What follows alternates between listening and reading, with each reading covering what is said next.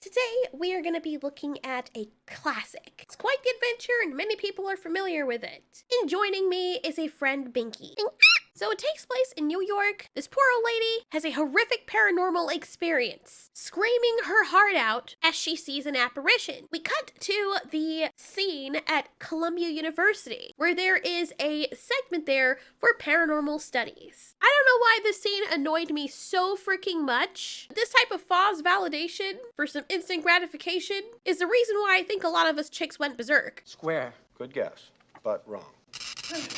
Now, this is for a study in electric shock therapy or whatever the hell is going on here. And this guy gets it wrong. When the girl gets it wrong, I'm wanting to see her get shocked too because I think that'd be hilarious. But oh no, she gets it wrong, nothing happens. Tell me what you think it is. Is it a star? It is a star. Very good. I don't know why that made me so freaking mad. Like, I mean, it's not even that they were playing around like that because he clearly wants to bone this girl, but it's that the poor guy, even when he does get the picture right, the guy still shocks him because he's overcompensating so much that he can't stand to have another male that you probably wouldn't even be interested in look remotely safe. And that's why I can't stand his character. Dude's not even hot. Egon is like the hottest one there. And so is Dan Aykroyd's character. He's like the only ugly one in the group. And I think it's mainly because of his character. It's not that he's actually ugly, but he looks ugly because of his character. Anyway, understandably, this kid gets really upset. When he leaves, Bill Murray's character is like, where were we? Slurp, slurp, so thirsty. Then the actually attractive guy comes in and he's like, sacre bleu. Okay, he doesn't say that, but, you know, something has happened. Remember the scene at the public library? Well, apparently, since these guys are the paranormal guys, they're excited about this. What is his name? Ray? I think his name is Ray. I don't even know who's who. Please keep in mind that I have never seen this movie until like yesterday. I know. First time for everything, right? I've seen the clips from the movie, like the Powerpuff Michelin dude. What's his name again? Stay Puft. And I've seen those weird dog things. I've seen clips. I've seen like the end of the movie, but never actually watched the movie. So this was exciting. Seeing all this for the first time. All my reactions are completely raw. Look how cute Dan Aykroyd was. Now he looks like a raindrop, you know, but whatever. Of course, Peter is like, God damn it. Egon, who's the one that seems to take this the most seriously, is trying to see if he can find any signs of paranormal activity since the librarian, the people at the library said they heard something and they saw something. He's so hot. Like, then my partner told me he died. I'm so sad. Like, I don't know why I'm sad. He died a long time ago, but still. I can tell these guys don't really totally think anything's gonna happen except for Ray. Ray seems to be like the golden retriever of the group. He's like the cheerleader. So Peter, being the skeptic that he is and the confident person of the group, is like, ma'am, were you taking any medication? Are you sure you weren't hallucinating? Of course I was not. I saw it. They go to check out the basement and they find ghost skiz all over the drawers. I don't know why this, okay. To them, this is definitely sign of paranormal activity. Why the ghosts leave bodily juices even though they don't have bodies around when they touch things? I don't know. Then, right in front of them, they see an apparition. I don't even think they were fully prepared to see this because they probably had other people that told them that they saw stuff and they were crazy like they thought this lady was. But now standing before them for the first time in their whole experience, they're seeing an apparition. Where are you from, originally? Did you just shush me? They then regroup and then come back out and their whole decision is to just, I don't even understand how in their minds, in their scientific minds, they thought this was going to make sense. Ready? Get her! Yeah. I saw that feeling from a mile away. The bitch just wants to enjoy her freaking reading. Hey, this is library. Anyways, they're freaked out but also very excited. This is what they've always been waiting for. Egon is level-headed, and in his little INTJ mind, he's trying to figure out what moves to make next, and he also wants to assess what they found. Ray is just like screaming with excitement, and he's like, Unfortunately, when they get back to Columbia University, they find their stuff being moved out, and this beagle in human form is telling them that what they're doing is not really science, or at least they're not applying the science correctly, so they need to leave. They're out of a job. He's like, okay, suck your mom. How dare you? How dare you? How dare you? Peter's like, Don't worry about it. We can make our own little business out of this. They then establish themselves as the Ghostbusters. And Peter decides that why don't they get paid? Because there's obviously a problem with paranormal things happening, and we can get paid to bust ghosts. They find a rinky-dinky old fireplace, or fire station, and they decide to buy it. In an old apartment, we see Dana, Sigourney Weaver, heading up to her room and trying to bypass her annoying neighbor, the Honey I Shrunk the Kids guy. I swear to goodness, I could not stay in a place like this. First of all, I could not stay in an apartment. I do not like people. Second of all, like, I would be in her situation where you're just like way too nice. And then, you know, you don't want to be mean because you like live next to the person, but I'd be running for the freaking hills trying to avoid him. It's so messed up because it's not like you could take another route, like you have to walk past there. And he's always locking himself out. On her TV, we see an advert for our Ghostbuster people. How convenient, because as she's putting her stuff away, the eggs just start popping out of the carton, splattering and cooking themselves on the counter. She is like, why is it I'm always in these movies with aliens and monsters? Can't I catch a break? Then she opens up her refrigerator and sees Satan's bedroom in there. This is good news for the Ghostbusters, because they find out via their secretary that she is their first customer. She goes up and asks if this is the place, and Janina's like, yeah. Of course his thirsty ass is like, oh my god, girl! Hey there, what can I do you for? What can I do you? Who can I do you for? Wait, I mean, they put on a test to see if she's lying or if she's crazy. After establishing that she seems to believe she's telling the truth, and Peter being very inappropriate, he decides and takes it upon himself to go check out her apartment. What an ugly view. Can you imagine living in a building and seeing nothing but stone and brick? That's such a sad existence. He comes into her apartment being totally suggestive the whole time, and she cannot stand him. It's not that he doesn't believe her, but he's like, well, I'm not getting any readings. I don't see anything here now. And she's like, are you sure? Are you sure? Are you using that thing correctly? And he's like, what I do see is a lot of junk food, which is true. She does have a lot of junk food in her fridge. Understandably, she's frustrated, and she says it's either she's crazy or there really are monsters in her. I'm hungry. I'll bet you're gonna be thinking about me. No kiss. Oh my god, this guy has zero game. So much so that he's a freaking creep. But he's like, don't worry, I'm gonna prove myself and make something of myself and make you want me, because I know that's what you really want. Before that point, they had got an old retired police car? Hearse? And after that one customer, they realize that they're getting a lot of calls now. They take the new painted car out.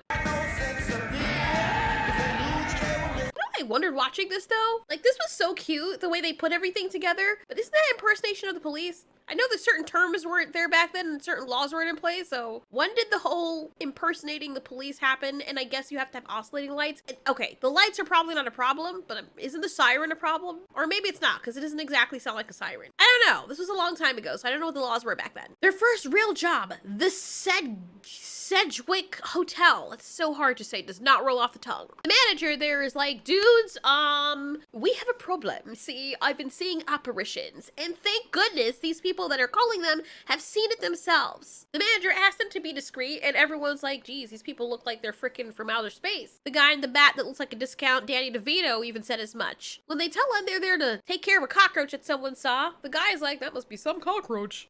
That is exactly what someone in New York would say. Yes, New York has freaking cockroaches the size of people's heads. This is the first time that Dan Aykroyd or one of them power up their neutralite, whatever the hell those things are on their back. I know it's nuclear, that much. They almost kill a housekeeping lady with their little things. Egon tells them that there's one important lesson, one thing that they must always bear in mind. They must never cross the streams. Ever. Because that would mean the ending of life. It would just be really bad if they did. And now I understand where they got that pee meme from. When people were crossing the streams, that's where it came from. Okay, now I get it. They finally find the apparition, Slimer the ghost. And I am so disgusted with myself because this is apparently what I used to have a crush on. And for the life of me, I do not understand why. Disgusting blob. What the fuck was wrong with me? Ray tries hitting it and gets away. Then it appears in front of Peter. Ray tells him not to move, and Peter's like, I'm not moving. I'm staying right here, but it's looking at me. Oh, don't worry, it won't hurt you. It won't hurt you. When they find Peter, he's not hurt, but he is heavily slimed on. Try to bust the ghost came all over him. I mean, sorry. You know what, whatever. Damn, he came and he went. Shut the fuck. Anyways, Ray's overjoyed because they've made contact. Their tools are a bit wonky, and they cause a lot of damage, and the ghost is very elusive. But they finally work out a way to trap him. It works. Taking care not to cross the streams, they step on the trap, and the ghost is put in. To cover all the costs, like $4,000, and the manager has the nerve to be like, I won't pay it, which is like, really, bro? Then the Ghostbusters are like, that's fine, you don't have to pay it, we'll just put the ghost back. And he's like, no, I'll pay it. All of a sudden, now you have the money. Freaking mook. After this, people realize that the Ghostbusters are freaking badass. They get super famous. They get a lot of customers. And even Dana here is like, wow, okay, so they're doing their thing. Still waiting on the research about the freaking hellscape inside my refrigerator. By the way, she had told them that she had heard a monster screaming Zool. Business is booming so much that Ray gets sucked off by an attractive ghost. I just found that really awkward that was just thrown in the movie, but you know, okay. Can't really blame him, because I mean, you know, I'd be a little nervous the whole time. Something's down there that could probably bite my bean, but you know, I mean, come on. Still trying to figure out if this was real or not. Still trying to figure out what was going on here. Why did the ghost do this? And what would have happened if she tried to do it to Egon? Then we get the new character, Winston. Done. They're getting so much business they're swamped, which is why Winston decided to come and step in. This is another part that annoys me so much. Look who has the biggest smile on her face after she basically kicked this man out of her house because rightly so he was being a freaking creep. But now he asks her for dinner while she's with another guy that clearly has interest in her, and he convinces her. And she's like, oh my god, you're like famous now, so your dick is like chocolate gold? Of course I'll go on a date with you. Yeah, right. I wonder why people get mad when men treat them like objects. But you basically have been telling them that your programming requires you to be paid for your attention. Like a toy. Confusing messages. But this was also a different time, so people back then were okay with this. The two consenting adults make a date. Guy she's with does not look very pleased. Little cutie pie Ray over here is teaching Winston the ropes. I think it's showing the ropes. And this stupid idiot comes in. Why is it the one freaking redhead guy in this entire movie happens to be a sleazebag with no soul? He is the most annoying character in the entire movie. God, I can't stand him. He's with the EPA. Otherwise known as the Environmental Protection Agency. His name is Walter Peck, not like that matters because nobody likes him. He's like, let me inspect your equipment. Peter's like, you gotta take me out to dinner first, man. The point of the matter is they don't have a warrant, so he's like, I'm gonna go back and get one because I'm pretty sure that somewhere you're breaking the law and you're harming the environment. Meanwhile, these dog-like demon statues start bursting. Something starts hatching out of them. While Dana's on her way back to her apartment all the way in the end, Lois, her apartment person, annoying suitor, is like, come on, you said that you were gonna come into the party, which she did say. She messed up there. She's like, I have a date, and the guy's like, you know what, it's okay, bring your date along, which is like, are you for real? Dana gets on the phone with her mom after her mom gives her a call, and this is how you know she's in it for the money with this guy that she didn't even want to be anywhere close to before. I have to go, I have a date. No one you know, it's well, he's a Ghostbuster. Those guys on TV. Yeah, Mom. Those guys on TV. He's kind of rich, you know. Kind of hot.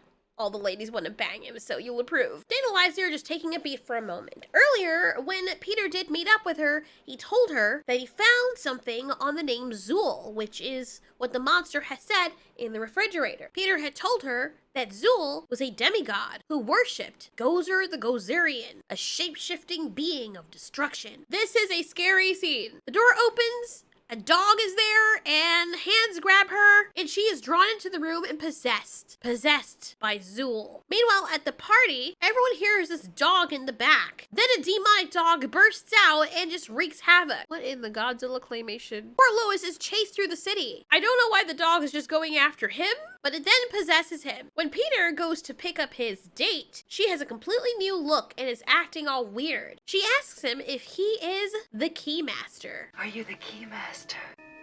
Not that I know of. Listen, if a sexy woman asks you if you're the Keymaster, say yes. Just like if an alien asks you if you're a god, say yes. He says, you know what, on second thought, I am. But Peter's not stupid. He knows that she's acting strange, and things in her apartment have slime all over them, which is indicative of there have been a ghost touching about the area. He already makes the assessment that clearly his date is possessed by a ghost. She tries to get him in bed, starts talking in this demon language. He asks to speak with Dana. She starts floating in the air, and he's like, okay, Dana's not hope. Meanwhile, Lewis is alive, but he's clearly possessed by something. He is no longer Lewis and claims that he is Vince Clortho, the Keymaster. The police pick him up because he's acting crazy, and they said that since the Ghostbusters are used to dealing with stuff like this, they figure this is the best place to put him. You know, not an asylum, but the Ghostbusters. Last time I checked, this guy wasn't a ghost, but you know, whatever, it's the movie's logic. Egon assesses this guy. By the way, Janine totally has the hots for Egon, can't blame her. Peter phones in and tells him, yeah, look, my date is possessed by somebody called Zool. Egon says, well, I just found someone here who's claiming to be the Keymaster. Oh, really? Zool the Gatekeeper and the Keymaster. I think we can agree that these two should probably not meet since they're looking for each other. This is bad. Not to mention all of the ghost activity that's been ramping through New York City. To deal with that problem, Peter knocks out Dana's body with some pills or medicine or something. The next day, the ginger with no soul comes back. He wants to shut down the machine and shut down the whole facility so they can look through the place and make sure that there's no environmental obstructions. Egon is trying to warn these guys like, bro, you do not want to shut down this machine just like that. There is a protocol and a procedure, because shit's gonna go wild if you do that. His excuse is to be condescending and to overcompensate for apparently his lack of man parts, and he orders everyone to shut down the machine anyway. You emasculated me, so I'm gonna show you. I hate my job. Yep, all hell breaks loose, literally, as the ghosts are now free, and all the spirit of the dead that they had caught are now flying all over the place, causing more destruction than ever before.